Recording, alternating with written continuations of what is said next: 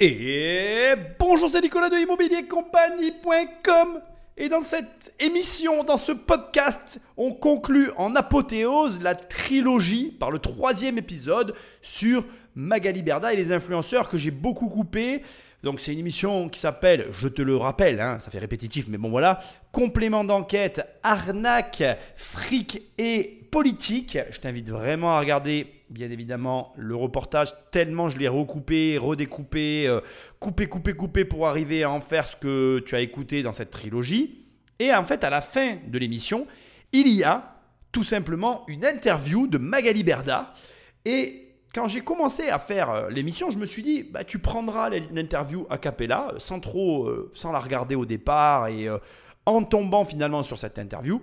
Et on conclura l'émission par l'interview de Magali Berda, puisque parmi tous les passages que j'ai coupés dans le reportage, il y a eu ces moments qui ont plus ou moins fait parler d'eux, où Magali Berda se sentait pris au dépourvu, pris par surprise, et où elle accusait finalement les journalistes d'être venus la rechercher le lendemain en lui posant des questions différentes. Bref, c'est des passages que moi, je n'ai pas voulu mettre dans l'émission. Je ne voyais pas un grand intérêt. Et indépendamment de tout ça, j'avais quand même aussi envie d'avoir un passage où elle s'exprimait et où nous, on allait pouvoir, toi et moi, réfléchir différemment. Donc, l'objectif de cette dernière partie, c'est quoi? C'est d'essayer d'aborder le problème sous un angle qui n'a pas été abordé par tout le monde. D'accord ? Et aussi d'essayer de voir s'il n'y a pas d'autres pistes de réflexion que celles qu'on nous présente à chaque fois béatement. Dernier élément, et quand même c'est hyper important, ça c'est la motivation que j'ai derrière ce que je m'apprête à faire avec toi. Par contre, attention, je n'ai jamais écouté cette interview, je vais la découvrir avec toi, je vais l'arrêter quand j'en ressentirai le besoin. Et je ne cherche pas ici à faire une très longue émission. Je veux tout simplement partager avec toi une conclusion d'une émission sur Magali Berda, un sujet que je ne maîtrise pas, mais qui m'intéresse tant je pense que c'est en train de devenir un sujet de société à un point où j'espère qu'on aura l'occasion d'en parler. Mais aujourd'hui, je pense que l'effet Shona Event est indéniable sur la jeunesse, à tel point que je pense que ça va avoir même des répercussions dans le monde du travail. Aujourd'hui, moi, je parle un petit peu avec des jeunes au travers des réseaux sociaux, etc. Et je ressens vraiment deux extrêmes opposés par rapport à la société actuelle. D'un côté, les gens qui exècrent et détestent l'argent. Et ça me désole énormément parce que l'argent n'est absolument pas ce que tous les gens lui prêtent. Ça reste pour moi la chose la plus neutre qui existe sur cette planète.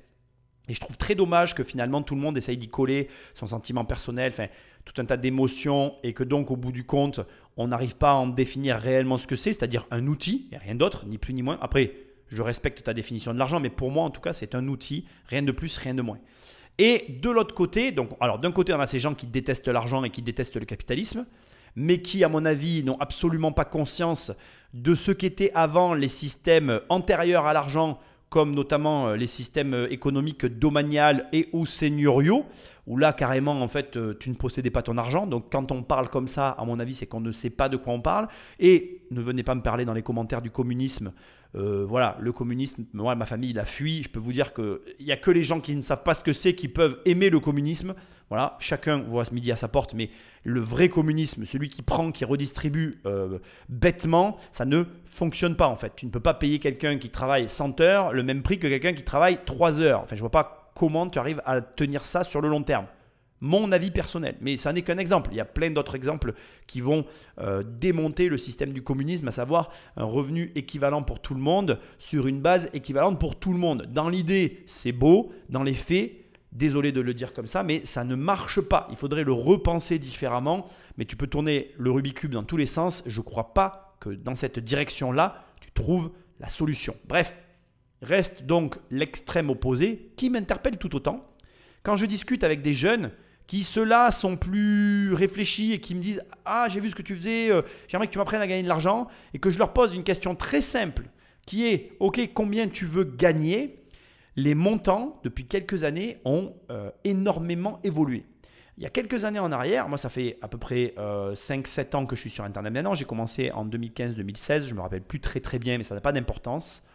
Et à l'époque, je me rappelle encore très bien, les personnes te disaient timidement « je veux 5 000 € par mois ». Quand certains te lâchaient le 10 000, c'était énormissime, quoi. Tu vois, le mec, il semblait qu'il te demandait la lune. Alors que, vraisemblablement, je vais quand même te dire les choses, 10 000, c'est moins inaccessible que ce que tu l'imagines. Mais ça, c'est encore un autre problème.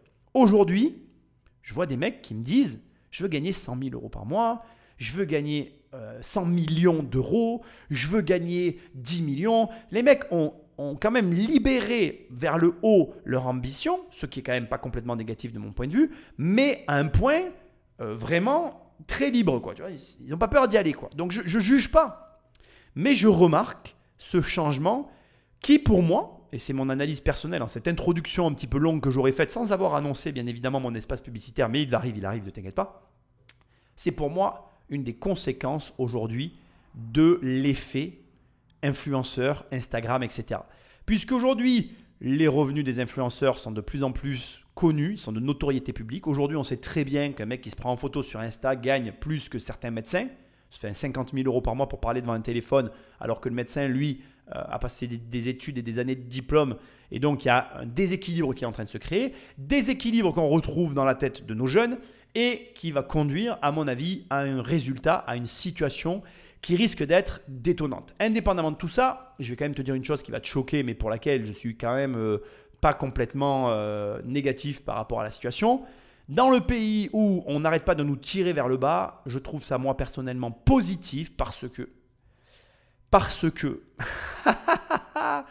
eh bien si tu veux, le problème qu'il y a, c'est que je pense que tant qu'on n'arrivera pas à rehausser les salaires, à donner de l'ambition aux jeunes, on n'arrivera pas à se sortir de la situation dans laquelle on se trouve.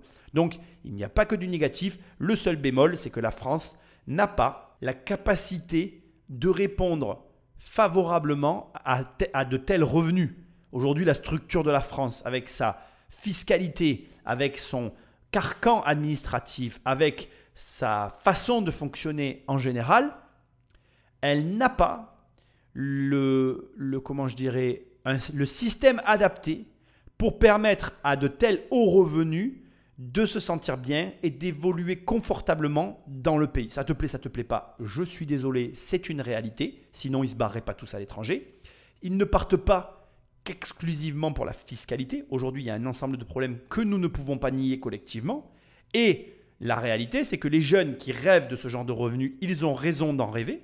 Mais pour pouvoir les atteindre, ceux qui ont le plus d'ambition et le plus la capacité de passer à l'acte, ils risquent fortement de quitter le pays, ce qui est un drame pour notre économie. Donc bref, voilà le cadre de l'émission, en tout cas l'état d'esprit dans lequel je l'aborde. Et avant que nous attaquions dans le vif du sujet, l'interview de Magali Berda, je t'invite à aller sur Immobilier Compagnie, dans l'onglet formation, à cliquer pour qu'on travaille ensemble. Je peux t'aider à avoir 1 ou 10 millions d'euros de patrimoine immobilier à crédit. Ou alors, tu vas sur l'onglet livres, toujours sur Immobilier Compagnie, tu cliques et tu reçois mes livres dans ta boîte aux lettres. Enfin, il y a un onglet coaching qui est apparu. Si tu veux qu'on parle ensemble et qu'on travaille ensemble, tu cliques et on travaille ensemble. N'oublie pas que pour aider et pour porter cette émission, de me laisser un commentaire là où tu écoutes le podcast ou alors de prendre le téléphone d'un ami et de l'abonner sauvagement à Immobilier Compagnie. T'inquiète pas, ça crée des liens et c'est vachement cool. Bon, tout ça c'est dit. Sans plus de transition, Patrick Magnéto. On est de retour avec vous, Magali Berda, bonsoir. Bonsoir. Vous êtes la fondatrice de Shona Events, la plus importante agence d'influenceurs. On rappelle quelques chiffres, 60 salariés, 3 millions d'euros de bénéfices. Vous êtes fier de ce que vous avez accompli, de ce que vous faites aujourd'hui avec cette agence ? Alors oui, je suis fière parce qu'on a développé beaucoup de belles choses. Là, on a montré beaucoup de négatifs, mais Shona Events, c'est aussi beaucoup de positifs. Vous avez montré quelques exemples qui sont vraiment minimes, mais il y a aussi énormément de petites entreprises qu'on a aidées à démarrer, d'entreprises qui aujourd'hui ont embauché, ont créé de l'emploi. Le cut précis que je viens de faire là, à l'instant, est un cut qui a été fait au montage de l'interview. Donc je pense qu'il y a des choses qui ont été dites sur le point de la création d'emplois et du positif créé par Shona Events, mais je suis obligé de le souligner.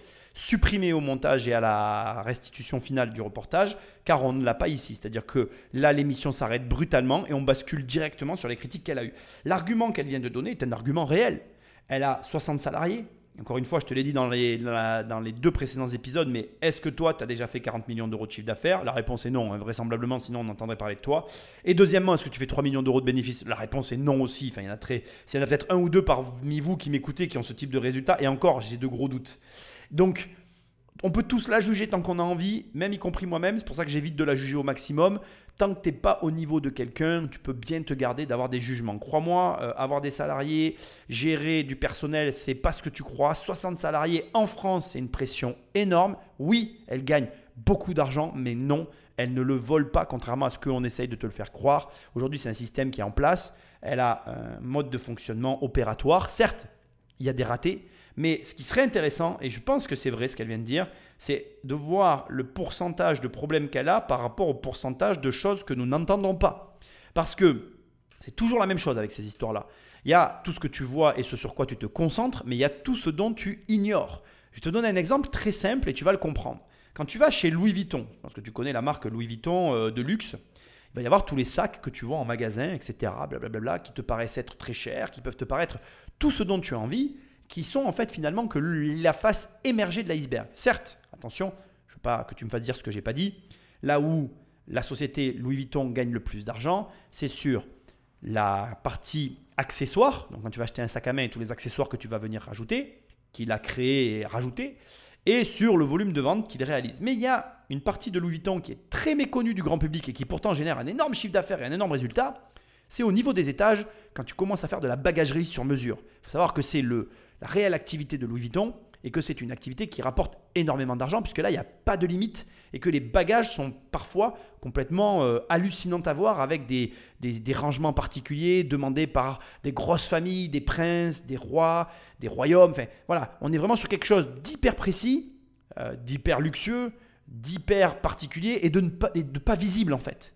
Et donc, ce n'est pas parce que tu crois comprendre quelque chose ou que même on te met quelque chose devant les yeux que pour autant tu en comprends tous les tenants et aboutissants. J'aimerais que tu te poses vraisemblablement la question, une question qui n'a pas été posée tout le long de cette émission, mais que j'ai quand même, je pense, sous-entendu, surtout dans la deuxième partie. Pourquoi aujourd'hui on attaque Magali Berda ? Pourquoi aujourd'hui c'est précisément elle, alors que We Even, son concurrent direct, qui ne fait pas mieux qu'elle, hein, on l'a vu, je te rappelle, perte de cheveux pour les utilisations de ses propres produits qu'il vend lui-même au travers de ses propres influenceurs. Il est jugé parti. Ça, c'est quelque chose qui est très, comment dirais-je, c'est plus que litigieux, quoi, hein. Déjà, quand tu es dans une situation où la personne en face de toi, elle est jugée parti, de façon quasi générale, tu peux intenter un procès contre l'autre, en fait. Donc déjà, au départ, un mec qui est jugé parti et qui te propose une affaire, tu as des doutes à avoir. Et donc, la finalité est très simple, c'est pourquoi, si entre Magali Berda et Wesley Nakache, entre les deux, pourquoi on s'acharne sur Magali Berda et pas sur Wesley qui, a priori, utilise ou a recours à quelque chose près aux mêmes pratiques. C'est quand même bien étrange et je me pose bien la question de savoir qu'est-ce qu'a fait Magali Berda qui dérange un peu plus ou que n'a pas fait d'ailleurs Wesley Nakache pour en être là où elle en est aujourd'hui. Et ça, c'est une question qu'on est en droit de se poser. Elle a quand même un traitement et une approche particulière. Alors certes, il y a le clash. Je pense qu'à ce stade, je suis d'accord quand même avec elle. On ne va pas parler de clash, mais d'une embrouille publique avec le rappeur Eli Yafa, alias Booba. Mais indépendamment de ça, il y a quand même des questions à se poser parce que dans les gens qui s'attaquent à Magali Berda, à part Eli Yafa d'ailleurs, Booba, je n'en vois pas beaucoup qui sont du même rang et du même niveau qu'elle. Je peux comprendre que le rappeur Booba s'en prenne à Magali Berda pour des raisons d'éthique et parce qu'il est en termes de résultats son égal, mais je ne comprends pas comment des gens qui suivent le rappeur Booba se permettent de s'attaquer à Magali Berda alors que sans doute eux-mêmes sont des clients des influenceurs de Magali Berda. S'il y en a qui écoutent cette émission, je ne vais pas me faire que des copains, mais c'est ce que je pense.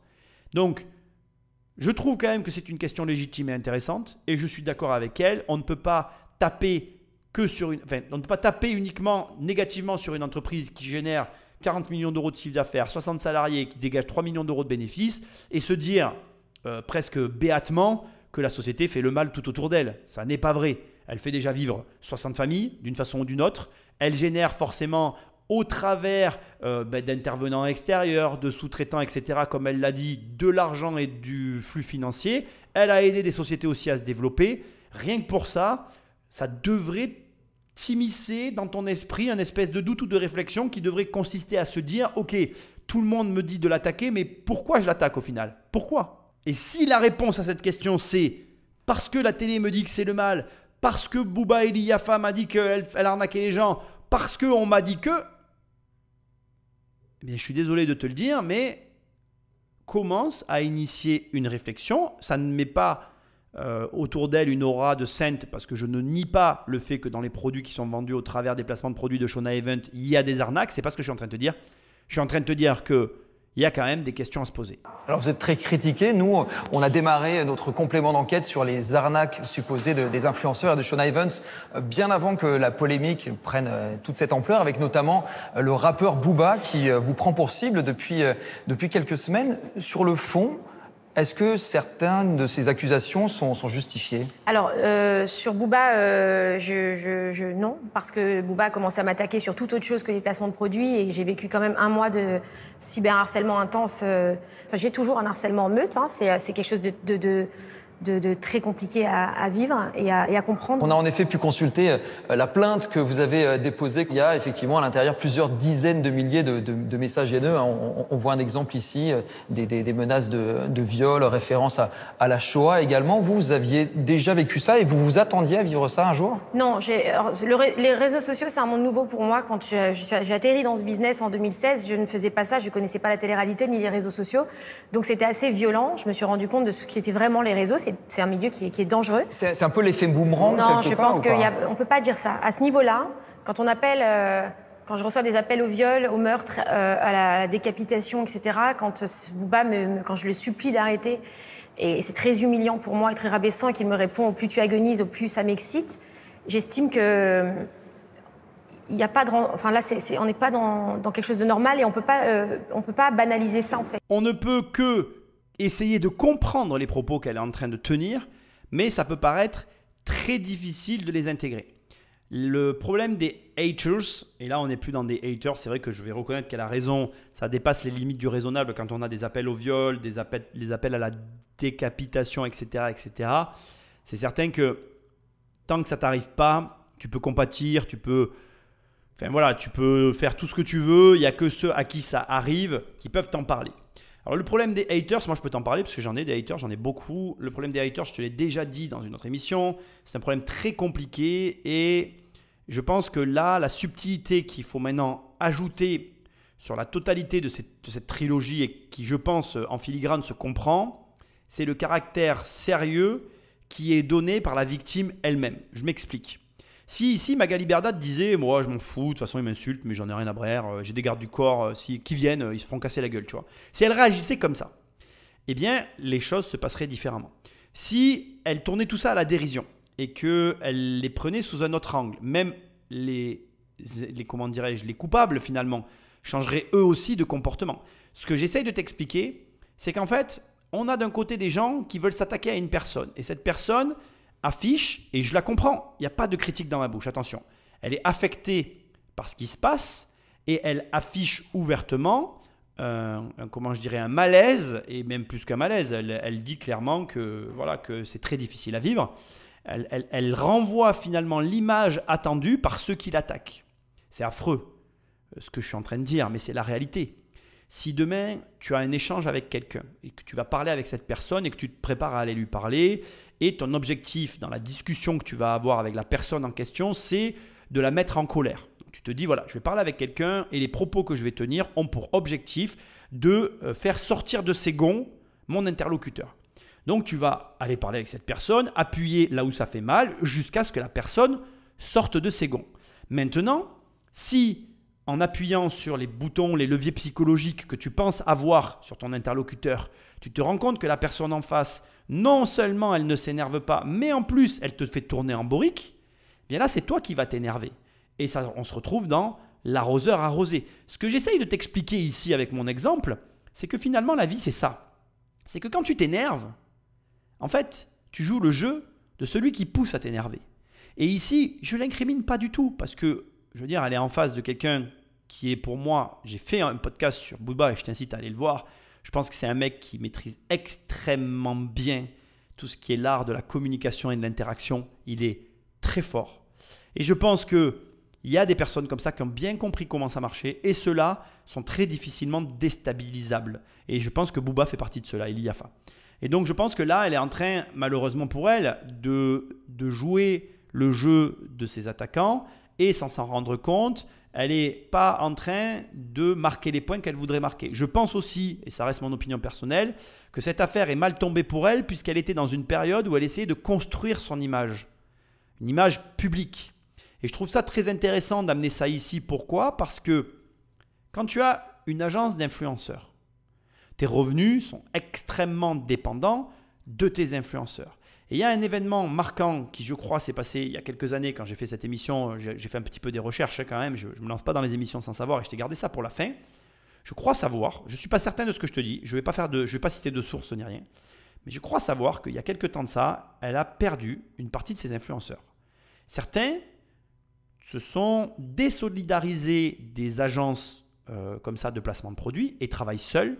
Et d'autres sont partis à la concurrence ou dans d'autres plus petites agences de placement de produits. Et le problème d'une société comme celle de Magali Berda, quand tu as 60 salariés, que tu fais un certain chiffre d'affaires et que tu as un certain volume de charges, surtout en France, c'est que tu dois assumer ces charges et que tu ne peux pas vraiment avoir de baisse de chiffre d'affaires. La France est un pays vraiment ingrat. Il faut toujours gagner de l'argent. Si tu en perds, t'es mal en fait. Parce que l'année d'après, tu vas devoir payer des charges sur l'année d'avant. Ça, je parle du côté entrepreneur. Hein. Et du coup, tu perds sur tes bénéfices et du coup, tu perds de l'argent. Bref, c'est très compliqué parce qu'on est un pays comme ça, hein, qui est fiscalisé. C'est comme ça, tu peux ne pas être d'accord, mais c'est la réalité. Et pour un chef d'entreprise, c'est quelque chose qu'il faut savoir gérer, apprendre à gérer, comprendre et intégrer. Et pour moi, en fait, sa stratégie qui consistait à se dire, ce que je fais ici, c'est une projection personnelle. Je suis en train de te donner un avis personnel sur une situation que je ne connais pas. Mais essaye d'imaginer ce que je suis en train de te dire. Tu vois tes influenceurs partir, dont certains, les plus gros. Elle a perdu certains de ses plus gros influenceurs, ceux sur lesquels elle facturait le plus. Tu te dis, ok, imagine demain je perds 50% de mes influenceurs. Là tu te dis, je perds un gros paquet de pognon. Et en plus je suis mal parce que j'ai des salariés et là c'est plus la même histoire. Du coup, tu te dis, ok, faut que je trouve une parade. Et là, une idée qui est pas mal, c'est qu'on la voyait, à mon avis, partout derrière, en background des influenceurs. Elle s'est peut-être dit, j'ai qu'à devenir moi-même influenceur, comme ça, dans le pire des cas, j'arriverai toujours à faire tourner ma propre boutique. Ce qui n'est pas forcément con en fait. Même, je dirais même, si elle était là, je dirais que c'est une démarche très intelligente. Sauf que si au moment où tu construis ta notoriété, il y a quelqu'un qui arrive et qui la détruit, ton plan tombe à l'eau.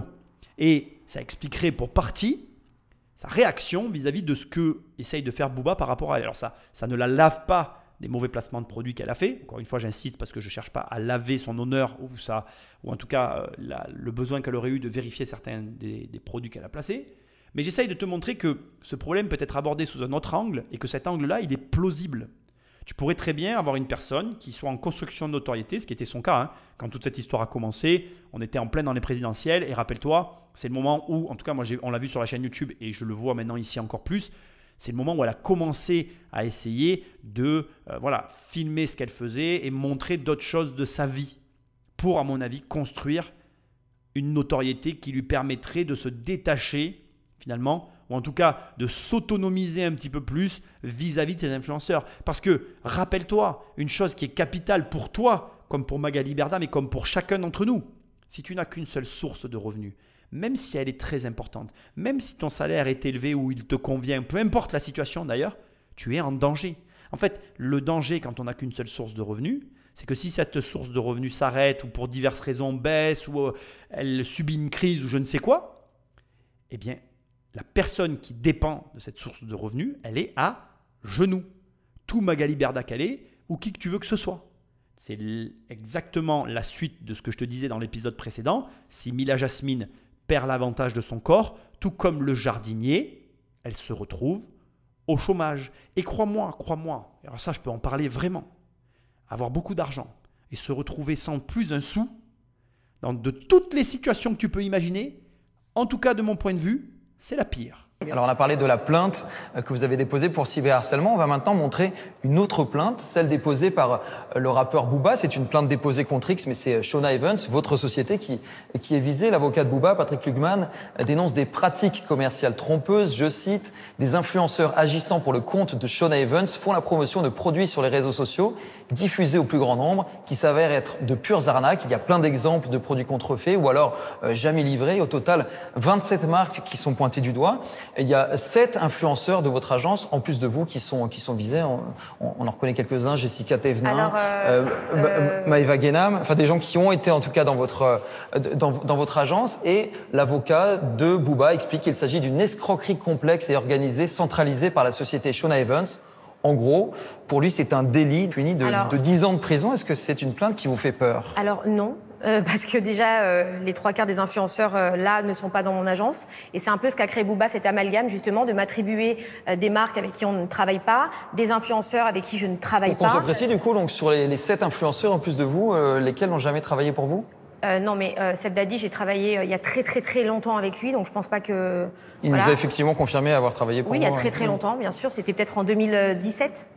Rim, je n'ai jamais travaillé avec elle. Maëva, oui, je travaille avec elle. Jessica aussi. Julien Tanti, je ne travaille plus. On ne travaille plus ensemble depuis 1 an. Ilan, on ne travaille plus ensemble. Et Félicia, je n'ai jamais travaillé avec elle. Donc à ce jour, il y a 2 influenceuses dans votre écran qui sont ce sont des cas passés, donc des gens qui ont travaillé pour vous. Comment vous expliquez qu'il y ait autant de cas de marques et de livraisons contrefaites, de livraisons jamais réalisées? Excusez-moi, je reprends. Vous montrez une page où il y a marqué 27 marques. Il faut savoir que je travaille avec en moyenne 3500 clients par an depuis 2016. Je vous laisse faire le calcul. Est-ce que le problème, c'est pas justement cette technique du dropshipping, le fait qu'on ait des influenceuses ou des influenceurs qui vendent des produits qu'ils ne connaissent pas, qui sont revendus finalement beaucoup plus cher qu'ils ne valent réellement? Il ne faut pas mettre tout le monde dans le même panier déjà, parce qu'il y a d'excellents influenceurs, il y a des très très bons influenceurs, que ce soit en télé-réalité ou pas. Le dropshipping aujourd'hui, ça représente que 5% de notre chiffre d'affaires, ce qui est pas grand-chose. Depuis 2 ans, presque 2 ans et demi, on fait un vrai tri là-dessus. On a fait un vrai tri. Et là, ça représente 5% parce qu'on a arrêté quasiment tout. Bon, là, j'arrête parce que dans tout ce qui vient d'être dit, ça corrobore un peu la théorie que je viens de te mettre en place, en fait. Tu vois, dans la série des influenceurs, il y en a beaucoup qui ne travaillent plus avec elle. Donc, effectivement, il y a une perte aujourd'hui d'influenceurs au travers de Shona Event. Je t'ai dit dans la série d'émissions, je te l'ai expliqué, un des problèmes de Shona Event et d'ailleurs de ces marques, enfin non pardon, je me plante, de ces, comment dire, des problèmes de ces intermédiaires entre les influenceurs et les marques, c'est justement leur incapacité à adapter l'offre à la demande. Alors, je ne sais pas si j'emploie les bons termes, mais je vais reformuler, c'est l'exemple que je t'expliquais précédemment avec les livres. Tu ne peux pas demander à un mec qui veut faire un placement de produit pour un livre le même prix du placement de produit qu'une autre société qui va vendre un produit qui se vend hyper facilement. Chaque produit a presque besoin d'avoir sa propre tarification. Attention, parce qu'on ne sait jamais si quelqu'un de Shona Event m'écoute. J'ai complètement conscience que ce que je dis est compliqué à mettre en place puisque, au départ, ça sous-entend un travail en amont qui consisterait à faire une grille de prix en fonction des produits. Mais personnellement, je pense que c'est nécessaire. On ne peut pas demander la même somme en fonction de qui vend quoi. Donc ça, c'est le premier élément. Deuxième élément, il y a un point qui est absolument jamais mis en avant. Alors d'abord, tu le vois, il est en train d'essayer de l'attirer sur le dropshipping. Donc ça, c'est quelque chose de récurrent dans le discours parce que maintenant, ça y est, on veut nous montrer du doigt le dropshipping comme étant une pratique douteuse, mais ça a toujours été le cas. Et de toute façon, laisse-moi te dire que tous les métiers du monde sont douteux. Qui n'a jamais entendu parler d'une histoire d'un garagiste douteux qui pique de l'argent à ses clients? Qui n'a jamais entendu parler d'un huissier douteux qui pique l'argent de ses clients? Qui n'a jamais entendu parler de notaires qui posaient des problèmes à leurs clients? Qui n'a jamais entendu parler d'agents immobiliers? Oh, les méchants, ce sont des verrues qui servent à rien. Bref, on pourrait comme ça passer tous les métiers de la terre. C'est un peu la blague du bon et du mauvais chasseur.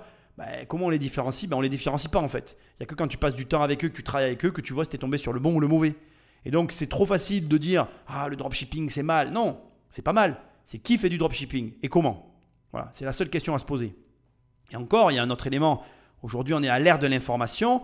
Je le rajoute aussi parce que c'est important. Toi, en tant que consommateur, tu as un devoir de recherche.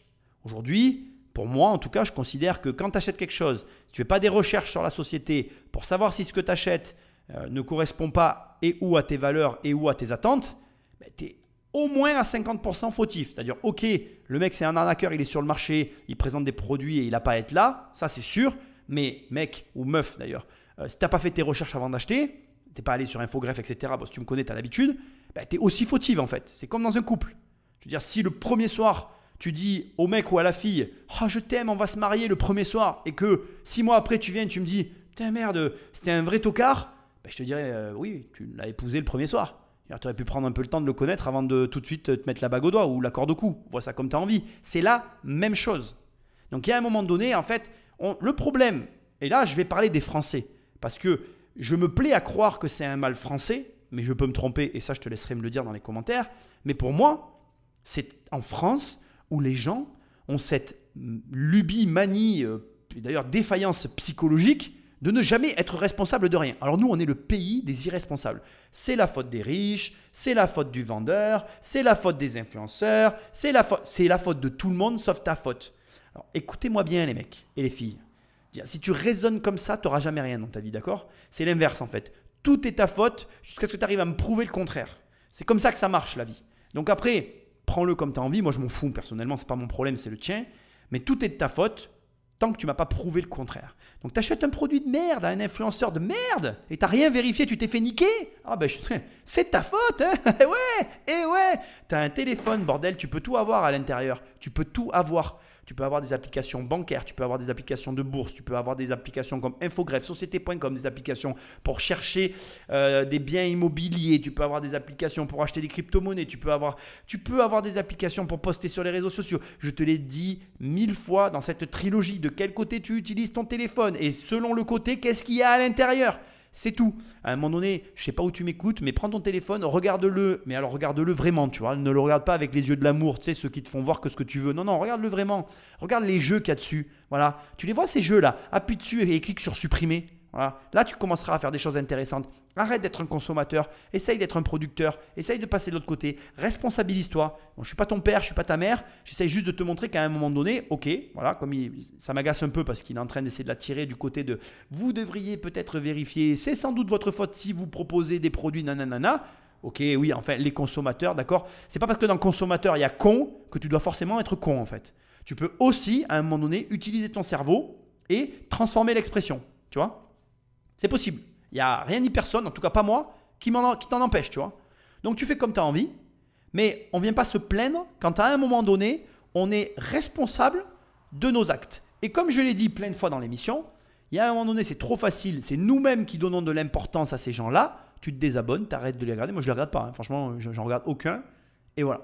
Simplement, je conclue là-dessus, je veux revenir, je te fais un petit clin d'œil.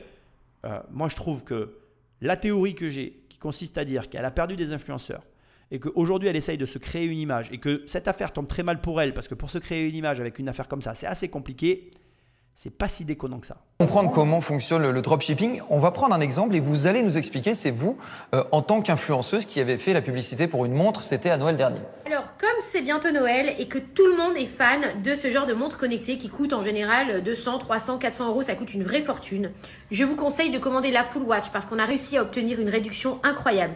Je vous donne grâce à mon code promo Magali20, d'accord, 20% supplémentaire, ce qui fait que vous pouvez commander votre montre Full Watch à 39,99 €, qui est cadeau pour une montre connectée et surtout avec toutes les fonctionnalités qu'elle a, c'est juste énorme. Alors on a l'impression de faire une superbe affaire et on a vu que sur certains sites, on pouvait la trouver à 33 € ou même 13,50 €. C'est quoi l'intérêt en fait, ce qu'il y a, c'est qu'aujourd'hui, on ne peut pas remettre en cause toute une économie. C'est-à-dire que vous allez trouver aussi votre paire de baskets à des prix. Vous pouvez la trouver aussi en Chine. Enfin, peut-être qu'elle va être... en fait, je ne peux pas, moi, réinventer l'économie française. Moi, tout ce que je sais, c'est que cette marque, c'est une marque qui livre les clients, qui est carré, avec qui j'ai pas de problème, les clients se plaignent pas. Il y a des gens qui n'ont pas les moyens d'acheter des montres connectées à 200 ou 300 €. Il n'y a pas un peu tromperie sur la marchandise quand on fait croire que ça vaut 300 € alors qu'en fait, nulle part ça vaut ce prix-là? Ah si, il y a des marques, bien sûr. Pas celle-là, pas cette montre en l'occurrence. Mais il y a des montres connectées aujourd'hui qui, j'ai pas dit cette montre-là, vous la retrouvez. J'ai dit, il y a des montres connectées aujourd'hui qui valent 200-300 €. En fait, en plus de ça, ce que je montre là, encore une fois, moi, je me cache pas. Vous avez vu, j'ai mis le hashtag sponsorisé. Je me cache pas que c'est sponsorisé.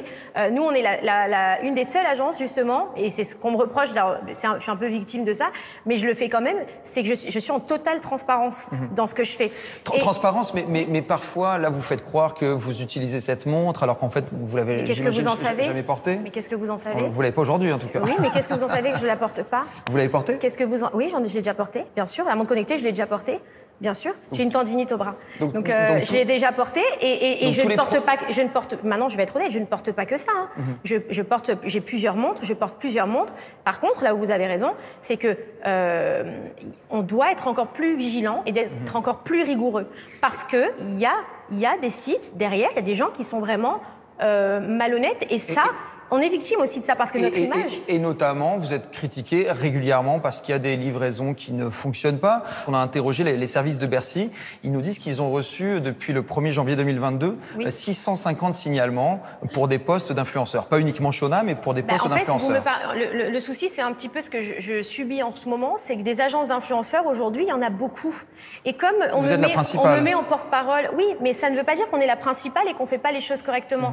Parce que justement, quand on est la principale agence d'influenceurs, on a le droit de ne pas être parfait, on a le droit de construire, mais il faut construire, mettre des règles et on a besoin d'être aidé. Moi, j'ai fait des appels au gouvernement l'année dernière, en 2021, pour demander des rendez-vous pour qu'ils m'aident à nous encadrer comme ils le font. C'est pas un peu facile, c'est à vous de gérer quand même votre entreprise. Alors pourquoi les agences de communication télévision ont le droit à cet accompagnement et pas moi? Je fais des contrôles, on en fait beaucoup, et s'il faut en faire plus, on en fera.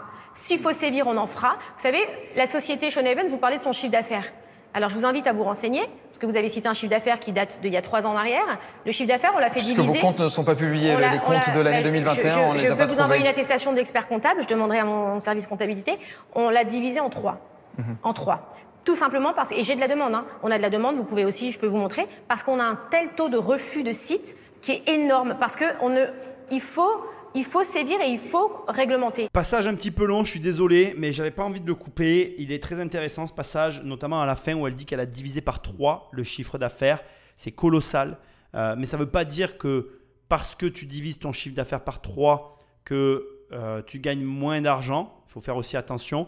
Elle a dû réduire sa voilure, donc du coup, elle a pu trouver un équilibre. Ici, ce qui va m'intéresser, c'est plusieurs points, dont le mécanisme journalistique qu'utilise notre intervieweur vedette. Il lui dit au départ, oui, vous vendez une montre à 39 € et des brouettes, mais on peut la trouver à 33, on peut la trouver à 13,50. C'est des arguments fallacieux, puisque de toute façon, tu peux tout trouver moins cher. Enfin, tu peux toujours trouver des prix, en fait. La guerre des prix, elle existera toujours. Et d'ailleurs, à ce sujet, tu peux acheter des montres à 39 € et tu peux acheter des montres à 39 000 €. La différence entre les deux, aucune. Elles donnent toutes les de l'heure. Par contre, celle à 39 000 €, elle n'envoie pas le même message social à tes amis que celle à 39 €. C'est tout. Et si tu veux, l'histoire du prix, c'est du flanc. Par contre, ce qui est intéressant, c'est de voir que Magali Berda, aujourd'hui, elle alerte Bercy sur une situation qui est, à mon avis, à prendre en considération et qui te montre une voie à suivre. Et j'aimerais que tu la notes dans un coin de ta tête. C'est qu'aujourd'hui, qu'est-ce qui se passe en fait? Quel est le problème du dropshipping et de tout ce business qu'on est en train de vivre? Premièrement, c'est un business mondial. Ça veut dire que en fait, non seulement les influenceurs vont poster, comme je te l'ai répété dans ces émissions, des posts éphémères, mais ils vont proposer des produits qui viennent de je ne sais où, en transit par on ne sait pas où non plus, et qui arrivent dans les mains d'un consommateur avec une fiscalité plus ou moins douteuse. Ouais, je marque un blanc ici volontairement. Pourquoi? Parce que une société aujourd'hui de dropshipping peut être implantée n'importe où en Europe, te livrer en France et ne pas payer la fiscalité française. Et on arrive maintenant à un stade de l'émission où si tu commences à réfléchir, la question qu'il y a à se poser et qui est légitime pour moi et que j'espère avoir bien amené jusqu'à la fin de l'émission, c'est comment fait-on? Comment fait-on aujourd'hui dans le système dans lequel on se trouve pour contrôler tout ça? Parce que les questions qui sont posées à Magali Berda peuvent être posées à la télévision de la même manière. Rien ne nous prouve aujourd'hui qu'au travers du téléachat, la télévision ne fasse pas du dropshipping. Rien ne nous prouve aujourd'hui que l'accusateur n'est pas non plus coupable des mêmes crimes que l'accusé qu'on essaye de lapider sur la place publique en disant « Regardez ce qu'il a fait lui là-bas, mais surtout, ne me regardez pas moi ». Et la petite pichenette qu'elle envoie discrètement en disant « Attendez, vous, la télévision, aujourd'hui même, vous vous faites conseiller là-dessus et moi, j'y aurais pas droit ». Mais c'est une question plus que pertinente qu'elle a posée. parce que c'est un problème qui s'impose à la France aujourd'hui. Je te rappelle que je suis l'auteur de la trilogie sur la taxe au carbone qui nous a révélé une arnaque d'un carrousel de sociétés en Europe qui nous permet de bénéficier d'exonération ou d'avantages de TVA, comme dit le jargon des initiés des arnaques à la TEV. Et le problème de ces arnaques, c'est qu'aujourd'hui encore, ça n'est pas résolu.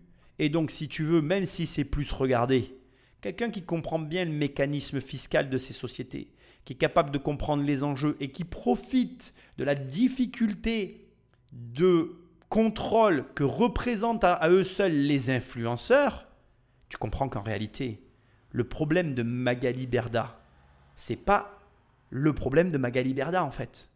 Est-ce que tu es en train de comprendre une autre des raisons que j'essaye de t'amener tout doucement pour lesquelles tout ça peut être mis aussi en avant?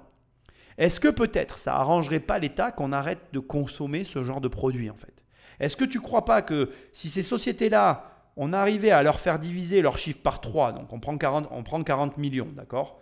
On divise 40 millions par 3. Donc ça fait qu'aujourd'hui, attention, je sais pas, avant que je te le dise, je ne sais pas si ce que Magali Berda, elle dit est vrai, d'accord? 40 millions divisé par 3, ça veut dire qu'elle ferait 13 millions aujourd'hui. Mais si on arrivait encore à diviser, allez, soyons fous, imaginons qu'on arrive encore à diviser cette activité par 3 encore et qu'on arrive à générer, à contrôler, à tenir ces sociétés à un certain chiffre d'affaires compris entre 2 et 5 millions d'euros, tu vois, des moyennes sociétés plutôt petites avec une voilure très faible qui ne représente pas quelque chose d'aussi important que ce qu'était Shona Event à son apogée. Est-ce que tu ne crois pas qu'en termes de pertes financières globales, ça ne représente pas un intérêt pour l'État? Est-ce que tu ne penses pas qu'aujourd'hui, Bercy, compte tenu de la configuration actuelle de ce qu'est le marché des influenceurs, de ce qu'est le marché du dropshipping, de ce qu'est l'internationalisation et la connexion européenne avec les contrats, je dis des conneries moi, pardon, et les accords entre les pays d'Europe, etc. Est-ce que tu ne penses pas que ça serait carrément plus simple pour tout le monde que finalement on ait deux sociétés sous contrôle à 3-4 millions d'euros de chiffre d'affaires, quelques petites entreprises qu'on ne maîtrise pas mais qui restent une perte négligeable et acceptable pour l'État, et que comme ça tout aille pour le mieux et qu'on s'en tienne à ça? Alors attention, hein, ce que je dis ça pourrait faire complotiste et je ne veux pas passer pour ce que je ne suis pas. Je suis juste en train de te montrer que cette affaire, elle est drôlement intéressante, je trouve, parce qu'elle cache des détails qui portent à réflexion. Et je trouve que, qu'on le veuille ou non, s'impose à notre système européen et français une problématique fiscale et commerciale qui, pour l'instant, n'a pas de réponse, pas de résolution et pas d'écho par rapport à nos dirigeants. Je ne suis pas en train de t'inciter à le faire, encore que, comme j'aime à le dire, quand il y a un vide juridique, quand il n'y a pas de règles, il faut s'y engouffrer. Tu feras ce que tu veux de cette information. Après, le tout, comme je te l'ai dit aussi, ce n'est pas de devenir riche et de tout perdre. Fais attention à tout ça. Maintenant, Internet, ça reste une opportunité. Je pense que tout ça va encore évoluer et que, comme je te l'ai dit tout à l'heure, les influenceurs, et pour ce que j'en comprends et pour ce que moi je vois de ma modeste expérience dans le monde de l'Internet, aujourd'hui, une carrière avec les outils qu'on a, ça se gère sans une agence au milieu. Il y a des influenceurs qui commencent à prendre en main leur propre carrière, leur propre placement de produits et qui ne passent plus par ces intermédiaires à lâcher je ne sais combien de pourcents sur je ne sais combien de placements de produits. Quand tu prends les chiffres qu'elle annonce, c'est quand même important. 3500 clients à gérer à l'année, 5% du chiffre d'affaires qui est géré par du dropshipping. Donc si par exemple tu prends ne serait-ce que 3500 clients, d'accord, et tu te dis que sur ces 3500 clients, il y en a 5% qui font du dropshipping, ça fait que tu as environ entre 160 et 200 personnes qui utilisent les influenceurs pour faire des ventes en ligne alors qu'ils achètent les produits qu'ils vendent en Chine et qu'ils les font directement livrer en France. Donc, ce que moi je veux que tu intègres, et à ce stade qui est à mon sens extrêmement important, c'est que, je l'ai déjà dit, mais je le redis, pour l'État c'est un casse-tête, mais aujourd'hui aussi, je pense qu'il y a beaucoup de gens qui ont intérêt à ce que Shona Event ne devienne pas un organisme gargantuesque et hors de contrôle, tant les flux qui transitent, en tout cas les accords qui sont générés par cette société-là, même si donc, ce que capte Shona Event est taxé en France, tout ce qui est généré en contrat inter, influenceurs et marques est à mon humble avis très difficilement appréhendable d'un point de vue juridique, fiscal et droit français. Après, si tu t'y connais, si tu n'es pas d'accord avec ce que je dis, l'espace commentaire est là pour ça, n'hésite pas à m'envoyer un mail, je serais très heureux d'en parler avec toi. C'est une théorie personnelle que je voulais délivrer à la fin. Je pense effectivement, de ma modeste connaissance de tout ça, que c'est mieux pour l'État français que Shonahaven soit plutôt petit que gros, parce qu'au moins, on ne perd pas des sommes colossales et ça ne fait pas un scandale, bien que là on est dans un scandale, mais démesuré en termes de fonds. Après, on met à part bien évidemment la partie CPF, où là, je pense que c'est ça qui les a mis en colère. Ça plus le reste, ça a fait la goutte d'eau qui a fait déborder le vase. Je le disais en début d'émission, on est ici dans l'ancien studio 103 de la Plaine Saint-Denis. C'est ici qu'a été tournée il y a 21 ans la première émission de télé-réalité, Love Story. Vous regardiez, vous, à l'époque, et vous imaginiez qu'il y aurait tout un secteur économique à créer autour? Non, j'étais pas du tout là-dedans. Et moi, aujourd'hui, je trouve que la télé-réalité, il faut le voir comme un divertissement. Il ne faut pas attendre de la télé-réalité que ce soit une émission politique ou c'est un divertissement. Mais chacun doit rester à sa place. On se rend compte justement dans notre enquête que ça n'est pas seulement un divertissement, qu'il y a tout un cercle vertueux avec ce groupe Banijé qui détient cette agence d'influenceurs, qui fait du contenu aussi de télé-réalité et qui aussi produit des émissions de divertissement comme celle de Cyril Hanouna. Est-ce que c'est un monde qui s'auto-entretient comme ça, qui s'auto-alimente? Non, c'est pas parce qu'on fait partie du même groupe, c'est pas parce qu'on s'entend bien qu'on a des avantages. Mais c'est un peu étonnant quand même de voir tout cet écosystème qui appartient, en fait, toutes ces sociétés appartiennent au final à un groupe, un géant du divertissement, Banijé. Mais j'ai envie de dire tant mieux pour lui. S'il a eu cette intelligence et que si aujourd'hui il est là où il en est, bah en fait moi j'ai envie de lui dire respect. Il faut arrêter de cracher sur les gens qui construisent et qui font des choses. C'est des questions journalistiques de merde. Excuse-moi s'il y a des enfants, je vous présente, pardon, les enfants, je vous présente mes excuses, les enfants, c'était pas bien de faire ça. Mais dans toutes les activités, il y a des grands groupes qui rachètent tout parce que comme elles répondent très bien, et c'est là, je suis désolé de le dire, que tu vois qu'elle n'est pas stupide cette fille. C'est là que tu vois qu'à sa réponse, comme elle dit, il faut arrêter de cracher sur les gens qui construisent. Dans ce pays, il y a un problème avec l'argent, il y a un problème avec les gens qui arrivent en fait.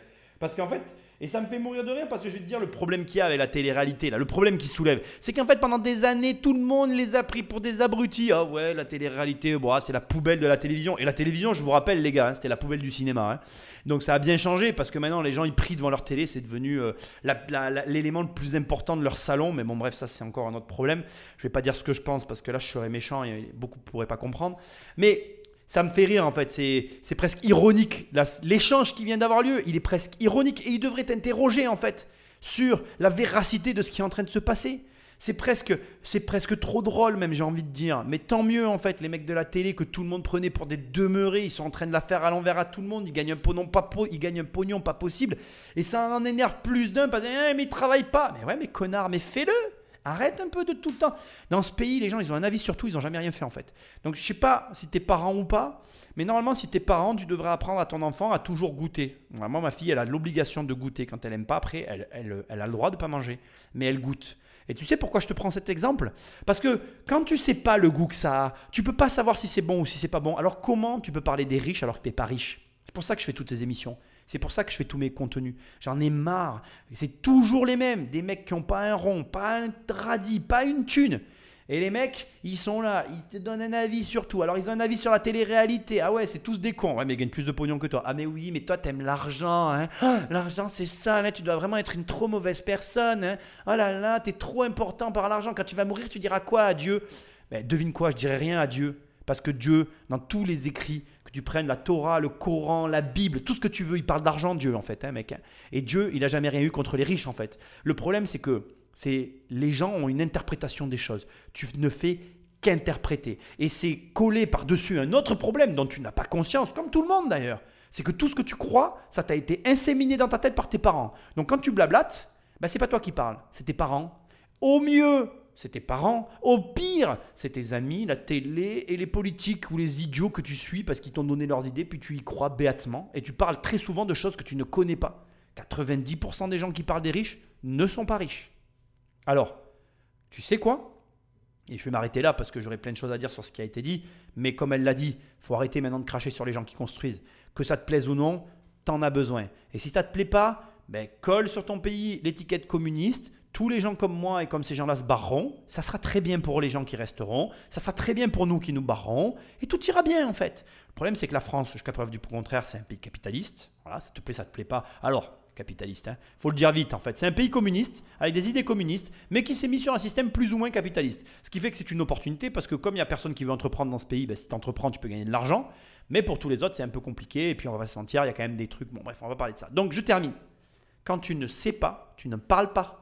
Quand tu ne connais pas, tu n'as pas d'avis. Et pourtant, regarde, même moi j'essaye d'avoir un avis neutre sur les influenceurs. C'est pas ma cam, c'est pas mon kiff. Mais j'essaye de rester neutre en fait. Je me dis, bon, si demain j'en rencontre un, je parlerai avec, je lui poserai des questions, je resterai poli. Je ne serai pas là en mode de dire, ah ouais, t'es influenceur, non, mais tu vas trop être une merde. Non, il faut arrêter quoi. Arrêter de délirer quoi. Tu ne sais pas, tu ne juges pas. Tu ne sais pas, tu n'as pas d'avis. Point. Et si tu t'en tiens à ça, la vie, elle va bien se passer pour toi parce que tu vas aborder les choses d'une façon neutre. Du coup, tu vas pouvoir les aborder avec ta propre réflexion et tu construiras ta réflexion. Et c'est pareil pour les riches. Les gens sont là à te parler. Ah oui, alors il y a des gens un peu plus, on va dire, sensés. Ils me disent, oui, mais quand je parle des riches, je ne parle pas de toi. Je parle des ultra riches. Ah bon? Parce que tu en connais un? Ah non, mais c'est des cons. Ah oui, d'accord, donc tu n'en connais pas, mais tu sais comment ils sont. Oui, et bien voilà. Bon, la discussion s'arrête encore une fois. Donc, il faut arrêter. Les gens se font des idées de choses dont ils ne savent rien. Ils réfléchissent à des choses dont ils ne connaissent rien. Et la pensée par le vide, ça ne peut produire que du vide. Et souvent de la haine et de la jalousie. Mais ça, quand tu leur dis, ça les vexe. Donc, elle a raison, quoi. Il faut arrêter de cracher sur les gens qui construisent. Il faut arrêter la réflexion qu'a fait ce journaliste de merde en disant ouais, c'est pas normal qu'il y ait un groupe comme ça. Mais c'est dans tous les métiers. Dans tous les métiers, il y a des groupes qui grossissent et qui grossissent et qui grossissent. En immobilier, il y a un gars qui possède la plupart des entreprises immobilières. Et si je te donnais son nom, tu ne le connais pas parce que ce n'est pas ton métier et tu t'en fous d'ailleurs. Mais moi, je le connais. Je trouve que j'ai travaillé pour lui aussi. Voilà. Il y en a un avant lui qui a initié, etc. Donc bref, ça existera toujours. C'est comme ça. Et ne t'en déplaise, demain, tu prends 10 personnes. D'accord? Tu les mets sur une plage, tu te barres et tu reviens, il y en aura un qui aura tout l'argent. Tu prends l'argent, tu le redonnes à tous, tu te barres et tu reviens, il y a de grandes chances que ce soit lui qui ait recapté toute la valeur. Parce que c'est comme ça. Ça te plaît pas, tu peux me croire, tu peux pas me croire. C'est la vie. Le plus simple pour toi pour commencer, si tu veux évoluer, c'est d'essayer de rester neutre, de ne pas avoir d'avis sur les choses. J'ai une dernière question. On voit à la fin de notre enquête la mésaventure de Luna Sky qui a eu une infection après une opération de chirurgie esthétique. Est-ce que vous portez une responsabilité aussi dans ce type d'affaires, le fait que l'on incite des jeunes filles à faire des injections, ce genre de choses? Alors non, parce que déjà la chirurgie est interdite, la promotion de la chirurgie esthétique est interdite. C'est interdit, vous le savez. Nous, on n'en fait pas. Il n'y a aucun, et je vous mets au défi de trouver un seul contrat lié à Sean Evans parfois de la promotion sur de la chirurgie pour de esthétique. la médecine esthétique et pour les injections. Alors non, on n'en fait pas. Ah si, vous en faites. Non. Ah bah, si. Non. Alors je vais vous reprocher ce que vous allez me dire, parce qu'une fois, en 5 ans, j'ai montré une femme qui me faisait des piqûres. On va le voir justement. Voilà. On a l'extrait. Je sais ce que vous allez me dire. Voilà. Anya, c'est la meilleure, regardez-là. Elle est gentille, voilà. Elle est douce, elle me fait pas mal. Franchement, c'est un kiff, voilà.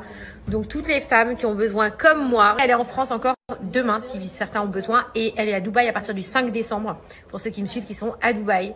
Et franchement, c'est la meilleure. Alors, ça paraît anodin comme ça, mais c'est pas de la promotion. Et je vais vous expliquer quelque chose. Ça peut être de la promotion de l'exercice illégal de la médecine. Non, les réseaux sociaux, vous y montrez votre vie, d'accord?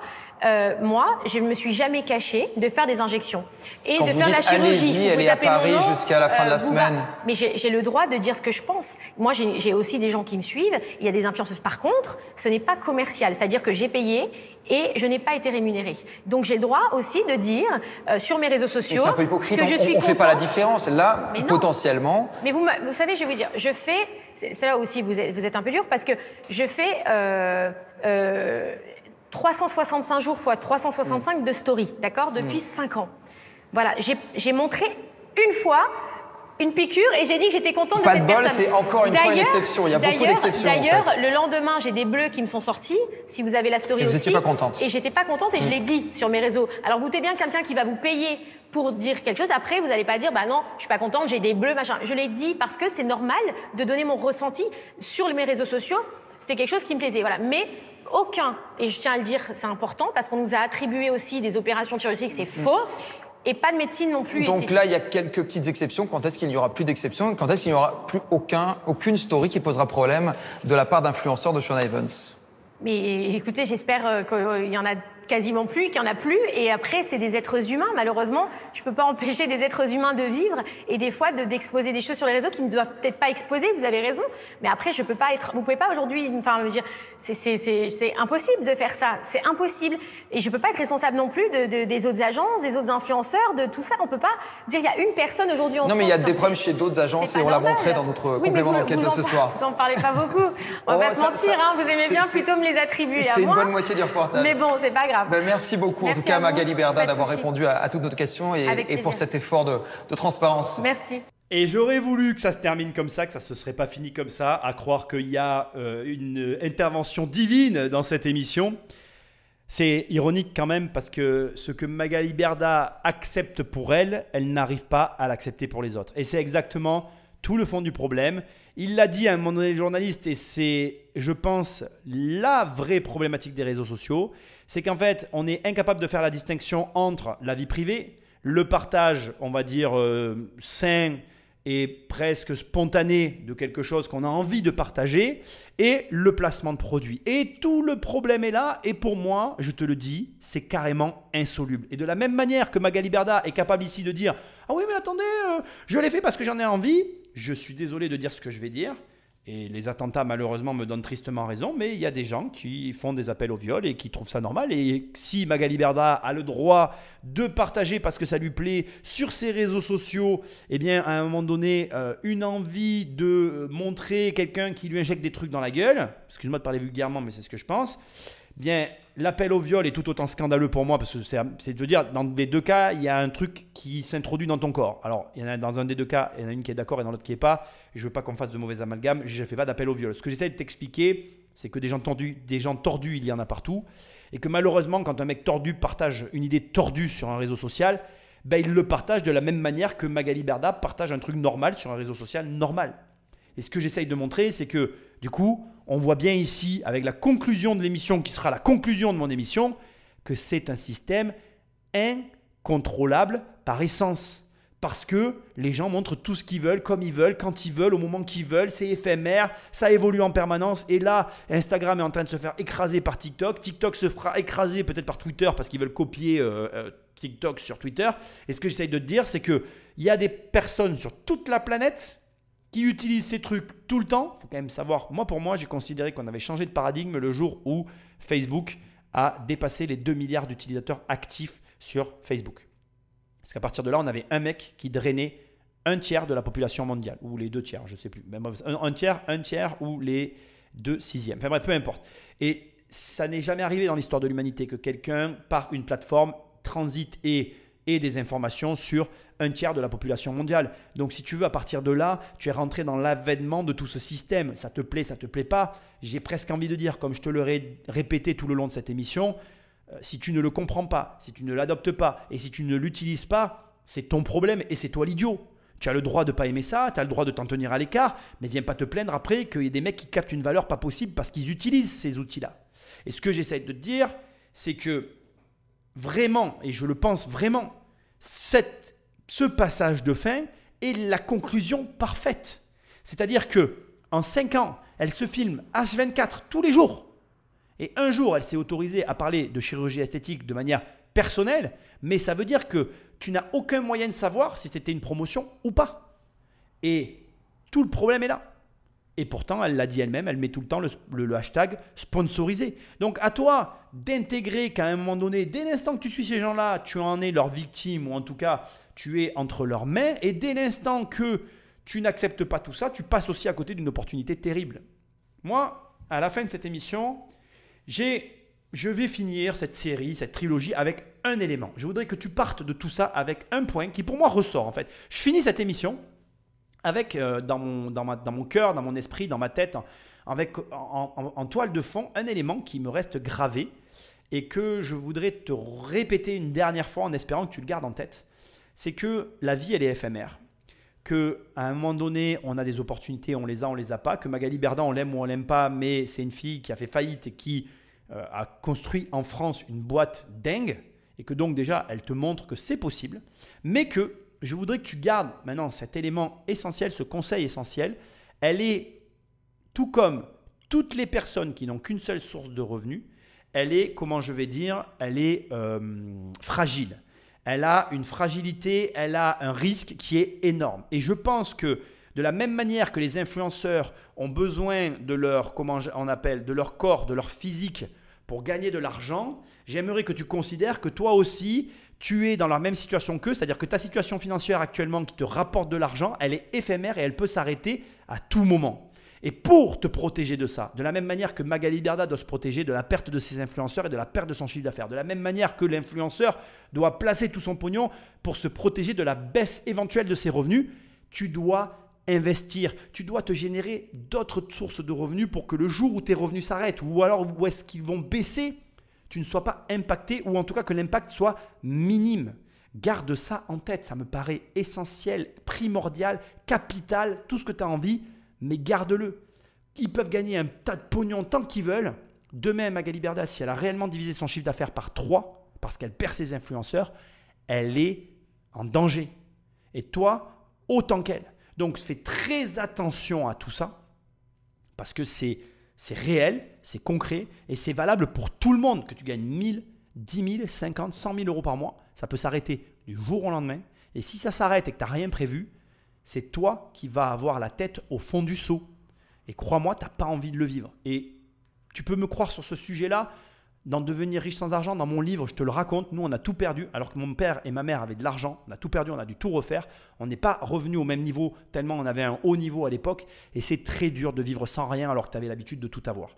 Et c'est la pire des configurations. C'est-à-dire gagner de l'argent, tout perdre, c'est la pire des configurations. Et je ressors de là en me disant que ces influenceurs, certes, ils gagnent du pognon, mais c'est drôlement éphémère.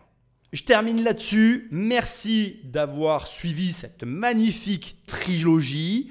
Laisse-moi des commentaires et des étoiles là où tu écoutes le podcast. Va sur immobiliercompagnie.com dans l'onglet formation pour travailler avec moi 1 et 10 millions. Dans l'onglet livres pour récupérer mes livres. Dans l'onglet coaching si tu veux me parler. Et moi, je